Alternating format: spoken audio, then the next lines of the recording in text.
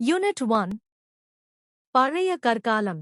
பழைய கற்காலம் பலியோலிதிக் பீரியட் என்பது மனித வரலாற்றின் மிக நீண்ட காலகட்டமாகும்.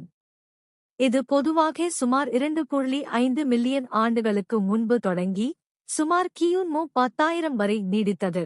இக்காலகட்டத்தைப் பற்றிய சில முக்கிய தகவல்கள். கற்கருவிகள். மனிதர்கள் கற்களை செதுக்கி கருவிகளாக பயன்படுத்தத் தொடங்கிய காலம் இது. இக்கருவிகள் வேட்டையாடவும் உணவைத் தயாரிக்கவும் உதவின. 1. நாடோடி வாழ்க்கை. இக்கால மக்கள் நிலையான குடியிருப்புகளை அமைத்து வாழவில்லை. உணவு மற்றும் நீரைத் தேடி குழுக்களாக அலைந்து திரிந்தனர்.